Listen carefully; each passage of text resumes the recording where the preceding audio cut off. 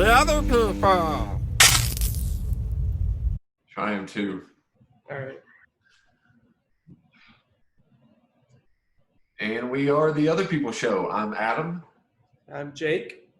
And like I said earlier, we are the Other People Show. Now, before we start the show, I want everyone to realize that we're going to be on Roku TV tonight at 7 p.m. So it's going to be King Network TV powered by Roku TV at 7 p.m.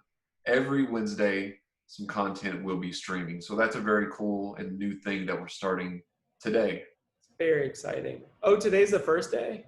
Yeah, we streamed before on there once live, but our weekly time will be Wednesdays at 7. Okay, sweet. Yeah, so they did like a soft launch about 3 weeks ago maybe, Mm-hmm. and now they're getting everything up and going, and so yeah, it's some pretty positive things.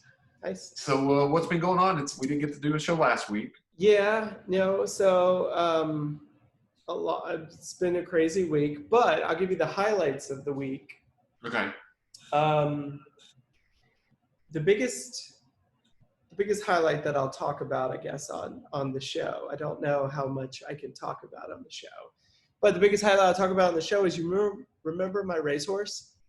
Yes. The won the Kentucky Derby. Yes. The richest race in America is called the Breeders' Cup Classic, which is a $6 million race, and it moves around every year. Yeah. This year, it was in Keeneland. My horse came in as about the third or fourth choice. Gates open, took the lead, led him all the way around the track, pulled away at the end, and won America's richest race. Really? So my horse is now a Breeders' Cup Classic winner, a Kentucky Derby winner, and by winning that race, will probably be named 3-year-old of the year, Really? which is a big honor, and the horse of the year in the United States. So And they retired him the next day. Really? So they could start breeding him because that's where all the money comes in. Right. It's going to cost $75,000 for every new breed that the horse does. Yeah. So people have to pay $75,000 for their horse to breed with my horse.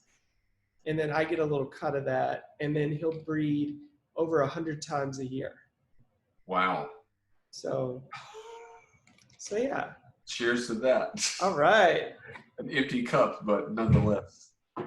Water. So yeah. Hand sanitizer. How are you doing? That's How's your week?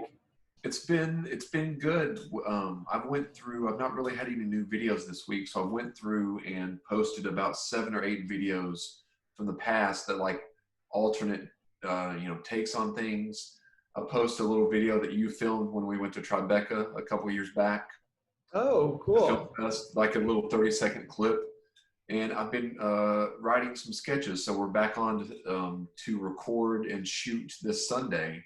Right. So, and next Thursday, which I'll give another update next Wednesday, but next Thursday at 8:30 in the morning, I will be going on 93.5 WAXM to promote the Other People Show YouTube page. Nice. All right. So, yeah. So things are going in the right direction. Good. A lot of fun. I might be taking a trip to Colonial Williamsburg very soon. Have you been there before? I have not. I really haven't.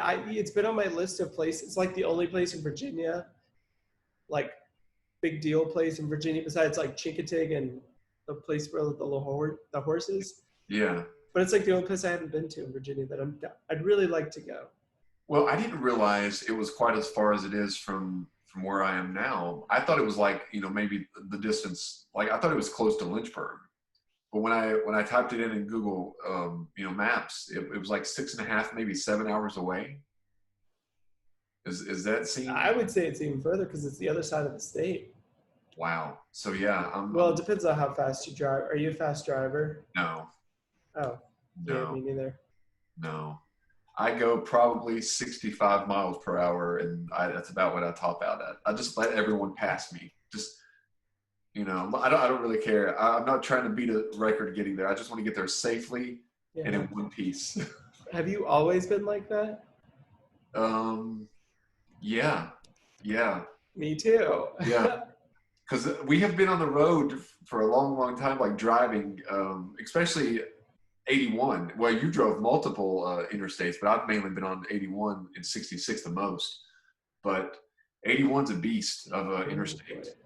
Yep, all them trucks on it. Yeah, but I've always been I drive about 5 miles, between 5 miles over and under the speed limit. That little 10-mile gap there, mile per hour. That's what I always do. And I've been like that all my life. Yeah. All my life. Yeah, It's not something that I've adopted when I got old. Now, people have told me that my passenger often says that I'm a slow driver and to put my foot on the gas. And so I'm like, this is just the way I drive. They're like, we could have already been there by now. I'm like, no, we couldn't. Do you use GPS? Yeah. Do you have like a phone app? Yeah. What do you use? What do I use? I think MapQuest. Okay. Yeah, MapQuest. If you ever Waze, W-A-Z-E, is the best. Because one, it'll reroute you, if there's going to be some kind of issue or something, it'll reroute you and it'll find the quickest way, which Google and everything does that too. But the cool thing is it's an interactive one. Yeah. So if you see, like if there's a car pulled over on the side of the street, like right outside of it, you can program in and say car on the side of the road. Like you just push like 3 buttons and it'll say hazard in the road, car on the shoulder, whatever. And then it will alert everybody behind you that as they get to that point, it will say, there's a car pulled over on the side of the street beside you. I see. But it also does it with cops too. Oh, okay. Whenever you see a cop, usually whenever somebody else will say cop spotted half a mile from here. And then it'll give you a thumbs up or a thumbs down. So when you pass by it, if the cop's not there anymore, you put the thumbs down, but the cop still is there, you put the thumbs up. So it's very interactive. I highly suggest using it. Okay. What's it called? W-A-Z? W-A-Z-E. Okay. Waze. Yep. And it's got a cool looking, like it looks cool too. It's very. Okay. I'll definitely get that. Yeah. So. I'll get that right now. But it's very interactive and it kind of alerts you of hazards, police, stops, all kinds of fun stuff. Okay, I've got it. Waze navigation. Okay, I'm down. There it is. At this moment. So yeah. Cool. So yeah, a lot of little things like that are going on. Traveling to Williamsburg, so that'll be fun. And are you going to like the Williamsburg, like where they have like the blacksmith and? I don't really know. I think my friend Hannah and I were going up there to retrieve some of her belongings. So I'm not sure how long we're going to be spending. Right now, it looks like maybe a 2-day trip. Okay. So that might, if it's a 3-day trip, we'll probably explore a little. If it's a 2-day trip, probably up there, gather the belongings, explore, and maybe head back the next day, something like that. Get dinner that night, stay. So I guess it really depends if it's 2 days or 3, really.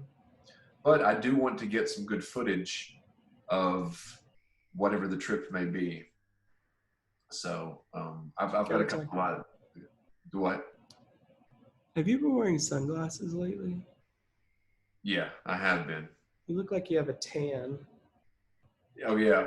Like around your eyes. It's also probably this as well. Oh yeah. And then I have on often it's this. Oh, that's it. And I have on sunglasses when I'm out, but I wear the mask. I'm back into working with the public. Oh. So I'm wearing the mask sometimes 9-10 hours a day. How's that working out? It's keeping my mind busy, and I'm actually able to come up with quite a few ideas there because it goes pretty quickly, but there's some interesting characters in there. So sometimes I put some of their traits into the characters that we're trying to create within a sketch or something. So it's pretty interesting that way too. I bet, I feel like I like to people watch anyway, but I bet at the ABC store, there is some fun, because I feel like at the ABC store, you get everybody. Yeah. Like so many different kinds of people. You get the people that stumble in there, but then you also get like little preppy little people too. you get little old ladies sometimes that are like needing a little bit of rum for the rum cake. Oh. Then you'll get the You get regular, like, everyone. you know, they come in there like 3 times a day. Yeah. And then you'll get the college people, which are typically there on Thursday, Friday, sometimes Saturday, but typically Thursday or Friday. And then you just get the people that come in there. The holidays are coming up. Thanksgiving and Christmas and New Year, they're all kind of bunched together. So this is the busiest time per year. New Year's Eve is the busiest time, the busiest day of the year. But Christmas Eve is pretty busy, and the day before Thanksgiving, because a lot of people buy alcohol as gifts. Oh yeah. It's a big thing. So yeah. Do you want to hear something crazy? Yeah. I've never been into an ABC store before, and I've never been in a Hooters before. Really? Yeah, I've never been into either one of them before. Not that I like have anything against going into them. I just never have. Never have. It's just one of those things. Like I had never had a bagel until I was like 18 years old. Oh wow. I never had been into the ABC store until I was probably maybe twice before I worked there. Maybe just not many times. So I never thought that I would be working there because I never did really drink that much or anything like that. So now I have to learn all about these things. When I think about an ABC store, I think about Andy Samberg's character in Hot Rod. Where he's got the cart that he's pushing around, and it is just overflowing with bottles that are clinking together.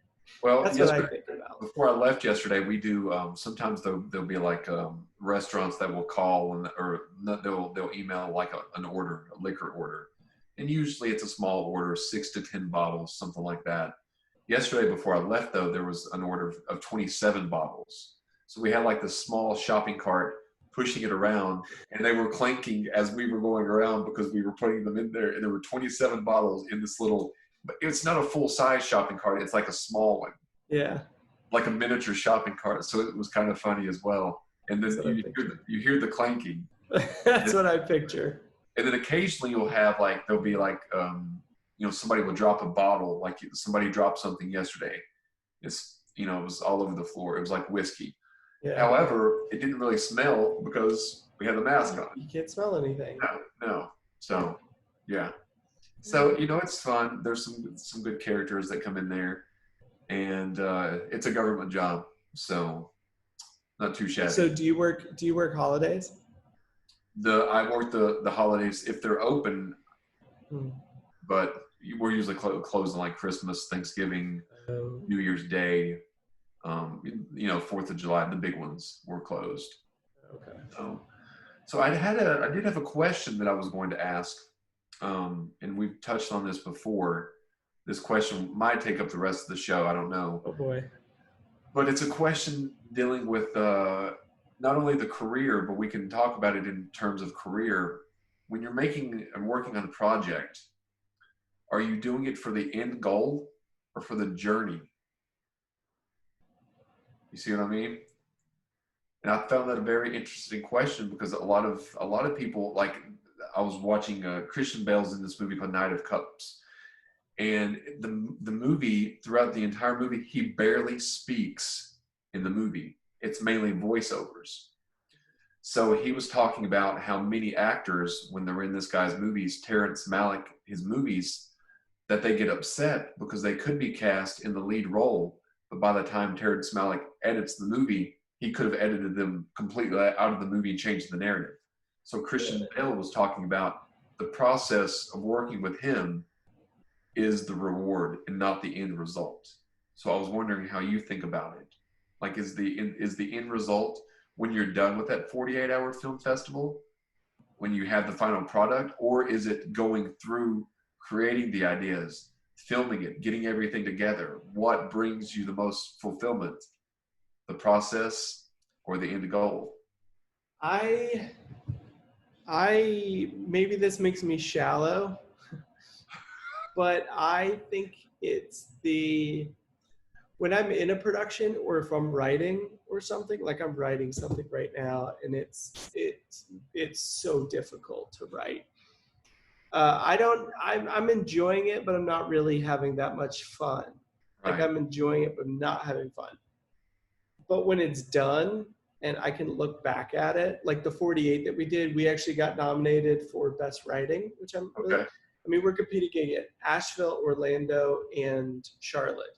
So some big markets. Yeah, we got nominated for best writing. So, but it's like when you see it done, to me, that's when it's like, wow, that was cool. Yeah. That was a fun experience.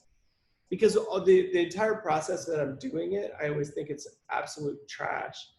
And I'm like, this is just like the worst project. I hate doing this. I don't ever want to do this again. It's like childbirth, I guess. And then once it's over and you see the product and you see what the product does, then I'm like, you know, that was good. I'm glad it's in my past, but it's good. And I just get too nervous. Like I was even thinking, I've been watching a lot of, researching a lot of Schitt's Creek. And if I was doing a show like that, I would be so stressed all the time. And it would not be fun to do that. But once it was done, I would be like, that would be the greatest experience of my life. Yeah. Like I'm always looking for the end date, but I love every second of it as soon as it's over. Right. So I'm an end goal kind of guy. Okay. I can see that. I mean, and I'm not sure, like at the time when I'm doing something, I get frustrated with doing it always. Mm-hmm. And I think you said one time, like even the worst days on the film set are better than like the best days doing something else, for us anyway. That's true. And so I used to text Victoria sometimes when I would be frustrated. I would just release my frustration to her through text messages. So whenever I would look at the footage or get the footage, I would be like, ooh, let's see what we got. So sometimes I would look and be like, this is trash. I'm not going to be able to make anything with this. But then piecing it together is the challenge for me. So I do enjoy when I'm trying to match in my mind, see if I have the pieces to put that into play and on the screen, which often I don't. I don't have all the pieces. And it's also working with like whoever I can get. So that's part of the challenge as well. But at the time, whatever I'm doing is my favorite thing at the time. Like if I'm doing the radio show, that's my favorite thing I'm doing at the time. If I'm doing this show, that's my favorite thing. If I'm editing, that's my favorite thing. But when it's over with, I do feel exhausted because 13 or 15 hours going into this little 3-minute sketch, you know what I mean? Like editing and everything. But it's very rewarding, I think. So I think I would be more a goal. Like I want to see what all this hard work turns into. I want to see, the pieces that come into play. Yeah, they're cool that we got this and I enjoyed the process, but let's see and if the end goal doesn't like match up to it, I'm a little disappointed. I always feel I've let everyone down. That's the hard part about, I think for us too, is that we have become producers. And I don't think our goal was ever to become a producer. Like my goal is never to be a producer. My goal is to be an actor was my original goal. My goal was to direct and write. And my goal was to direct. I didn't even really want to write. But because of lack of alternatives, I've had to become a producer. Same. And same thing with you. Like we've had to become producers. And the stress that comes with producing, like if I was I've directed stuff in the past where I've had a producer and not much, but like a couple things. And to just focus on that job, that is fun. But when I have to produce it myself too, all of that stress is so much more because it's logistical stress and it's creative stress. Yeah.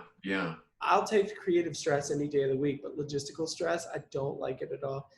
And that's why I'm more of as a producer, I'm more about a final product, because when it's over with, then I'm like, it's done. Like I can breathe now. But I guess if I'm directing, which again, this rarely ever happens, if I'm just straight up directing, then it's more of a process thing.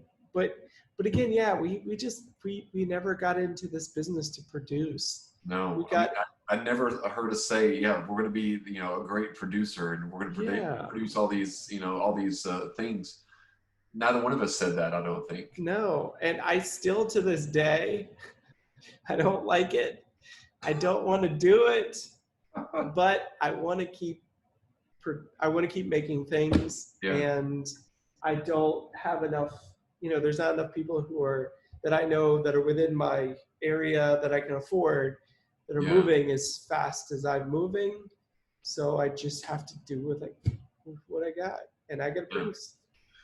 Well, it also feels like for me personally, that it's turned into like more the Ed Burns approach. Like a lot of the things, like I've been able to utilize, I write within the means that I have, and I know everyone's range for the most part, but it's also logistical things that you were talking about. Like I've got to schedule the date, get all these people, they can film. Usually Sundays is a good time, so we usually film on Sundays.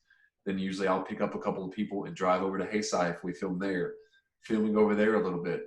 Now we were doing a podcast on Tuesday and Thursdays, but now we've started doing those on Sundays. So after I get back filming on Sundays, I'll be doing 2 shows when I get back.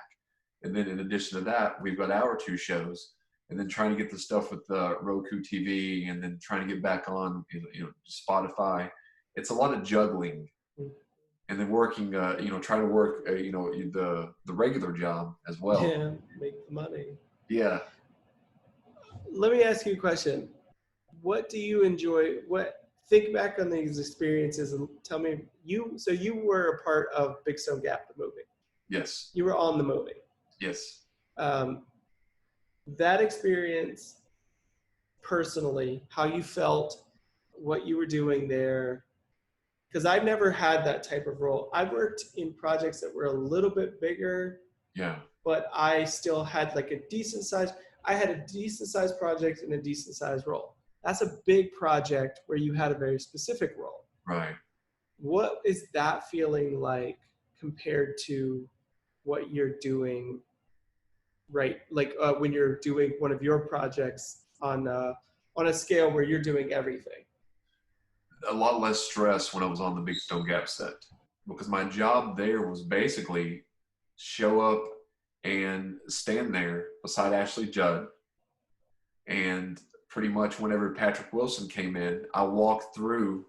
So I reenacted, except I didn't do the dialogue part, but I reenacted if he's holding a Christmas tree, walking down the stairs, I reenacted holding a Christmas tree, walking down the stairs. Because we were about the same build, the same height, and all that kind of stuff. So there was zero stress at all.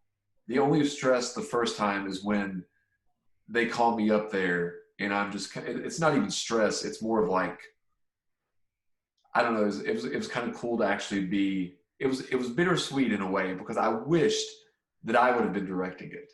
Yeah. I really did. And I did feel at that point, I could have done a decent job. But if I had it now, I could do much better, because that wasn't that far after Virginia Running. But it was kind of a carefree. It wasn't carefree on set. There was a lot of problems on set due to the director. Not really, it being her first film, there was some problems making everything, the town look like it was in, I think, the 50s or something. So they were like, it wasn't really scheduled as good as it probably should have been, some of the things.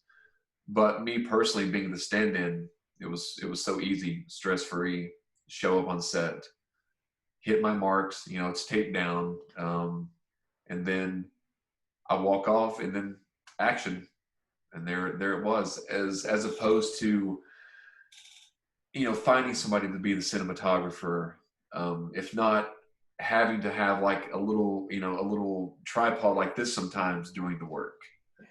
So it's way more challenging, but it's also, I have to be more creative with my ideas, because I have to learn, well, this camera is not going to be able to follow this person. So I need to get the best angle that I can with what I have available. And sometimes I don't know what I have available until I'm at the location, because we often don't have time to go scout anything. So that's a little more stressful, but it's also more challenging and more rewarding as well, because I'm like, wow, I made something when I didn't think anything really could be made. So that's kind of cool. Like the family game night. I think I mentioned this a few shows ago. On the way over to Hayside, they didn't know any idea. We didn't know. So I came up with that idea of family game night on the drive over. So about an hour, walked them through what we were going to do. We rehearsed once, maybe twice, and this is with their kids as well. And then we shot for maybe, an hour and a half, 2 hours at most. And then I have a little 3-minute sketch that turned out decently well considering what we had to work with. And it's got over 200 views. So, minor successes. I'm trying to look at the minor successes, the little successes, because those little successes would turn into bigger successes and more positivity toward those future endeavors. So that's what I've been trying to do. If you could, all right, let me follow up. If you could have a career as a stand-in or do what you're doing now, stand in on big movies, or do what you're doing now for the rest of your life, which would you choose? Would I have to have, would I make enough money doing the films to continue, or would I still have to have like a second job? You live the life that you're living now, or you be a stand-in for the rest of your life? But I can't make movies if I'm a stand-in. Nope, that's like your gig. That's like a 60-hour-a-week job. You could maybe make a little bit more money. I don't know. I don't know if I would want to give up, making things. I mean, the money would be good. I want money, because money, you can finance things, you can build your own studio. But if I have the money, but I'm not able, and I'm not being able to like create, then there's no point in me having the money, because that's what I would spend the money on. I mean, I would live, I would travel. Yeah. But I don't need extravagant things. I just want to keep producing things and keep directing and writing things and creating things. So I guess I would continue the way that I am now. That's one thing that I think people don't realize with film is everybody thinks that film is this giant creative experience, but it only is for about, 15, 20 people. Yeah. Like on a big movie. Yeah. Now on a small movie or project, it's created for everybody. But on a big project, there's only a handful of people that actually get to do a lot of creating. The rest of the people are just kind of working jobs. They get paid to do something and they do it. A hired hand, basically. So yeah, that was a pretty good. I thought of that question the other day, and we touched on it in the past, but I thought it was a good question to bring up since we're both in the middle of working on other projects as well. Yeah. And I am looking forward to the day where we actually get to work on a film project together. Oh, one of these days. I'm hoping it'll be like a 48, because I'm really, if I knew that I could get the people to commit, I would grab the people here and do it. But I don't know if I have the people to commit to it. Like they would commit to it, but it could be, I have a lot of the things where sometimes things happen at the last moment. Mm-hmm. And that seems to happen on not a regular basis, but a semi-regular basis. So that's the only reason I haven't dove into the 48 with the crew that I have. But I do want to, though. They're fun. We definitely need to do one together. I found that you find a small core that you can depend on, and then you just ride or die. You bring some other people in, but if they fail, you can still get it done without those people. And worst comes to worst, I've always thought about this. Worst comes to worst, I could just set up a camera in the corner and I'll just act it out myself. Well, I thought the other day I was trying to do this sketch, and I couldn't really get anyone else. So I was just going to record myself slapping myself. So I recorded myself slapping and then acting like I was getting hit. And then I went to the other side, recorded that as well. And then I pieced it together. It was okay. I didn't post it or anything. I just pieced it together. But it's very doable. There was a guy in Lynchburg he did it for like the first 3 48s they did. It was him and a GoPro. That was literally it. Him and a GoPro. He did all the acting. He did all the writing. He did all the filming. He did all the editing. Him and a GoPro. Wow. It was like he always got up for some awards just because of how crazy it was what he would do. But he would get up there and be like, hey, all I had was a GoPro and I had myself. So I just decided I'm going to make a movie. Well, I do want to make a music video. So I think after I've got a couple little projects, like standalone sketches. So I think we're filming one, maybe two this Sunday, and then the next week release it after the radio interview. And then after that, I think I'm going to be working. If I can get the location that I want, I'm going to be working on a music video. Sweet. So it's already to a song that pre-exists, but this will be more. I've just always wanted to do a music video. So I'm just going to do it. Why not? You know, the weather's been pretty nice, so I can still film outside right now. So I'm pretty happy. Pretty happy about that. So yeah, that's what's been going on in the world of myself and yourself. Of ourselves. Ourselves, yes. Yeah. Good times. So well, it's right at the 5 o'clock hour. Yeah, no, I gotta go. Yeah, I gotta go back to work. You do, don't you? It's draining. I'm gonna leave out of here. It's still raining. Of course, now I've been looking outside all day and it's been sprinkling on and off all day. And now I look outside and it's pouring down. Wow. So it's a good time to go because it's pouring down rain. It's gonna be an absolute nightmare. Well, before everyone else checks out, make sure they check out King Network TV powered by Roku TV tonight, Wednesday at 7 p.m. We will have, I'm not sure what will be on there, but it'll be you and I. So probably On the Movies. I sent them a couple On the Movies, and I've also sent them some other people's shows. So I'm not sure, but just tune in at 7 p.m. on the King Network TV app on Roku. So that's pretty cool. Ooh, and next week we'll be back On the Movies with, we're doing Steve Martin month. Yes. For November, so we'll have our first Steve Martin film next week. I think that's a perfect month for him. You suggested it. I don't know. Did I? Yeah, you said that November's Thanksgiving's a good Steve Martin month. I've always watched Steve Martin movies in the month of November, like Parenthood, Father of the Bride. You know, they seem like more winter or fall movies than they do spring or summer, just to me. So I don't know. But yeah, thank you for everyone for tuning into the show. Jake, it's good to do another show with you. Yep. Sorry we missed last week. Last week had some complications, but all those complications have been resolved. So that's good. Awesome. Yes. So without any further ado, I'm Adam. I'm Jake. And we are the Other People Show. See everyone later. Later. See you, man.